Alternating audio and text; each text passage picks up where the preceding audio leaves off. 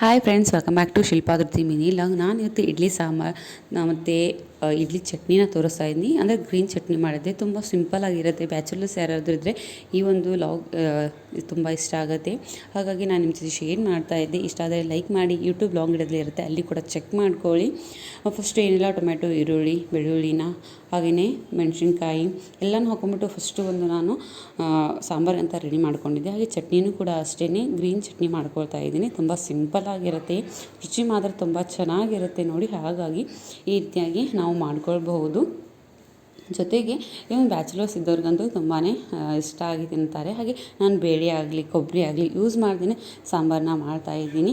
So ಸಾಂಬಾರಿಗಂತ tomato ಎಲ್ಲ ಹಾಕಿ ನಾನು ಕುಕ್ಕರಲ್ಲಿ ಇಟ್ಟಿದ್ನಲ್ಲ, ಅದನ್ನೆಲ್ಲ ನೀರನ್ನು ತೆಗೆದುಬಿಟ್ಟು ಇವಾಗ ಮಿಕ್ಸಿ ಮಾಡಿಕೊಂಡು ಸಾಂಬಾರಿಗೆ ಒಗ್ಗರಣೆ ಕೊಟ್ಟಿದ್ದೆ ನೋಡಿ. ನಿಜಕ್ಕೂ ಇದು ತುಂಬ ರುಚಿಯಾಗಿರುವಂಥ ಸಾಂಬಾರು ಹಾಗೆ ಚಟ್ನಿ ಬಂದಿತ್ತು. ಹಾಗೆ ನಿಮ್ಮ ಜೊತೆ ಶೇರ್ ಮಾಡಿದ್ದೆ. ಇಷ್ಟ ಆದರೆ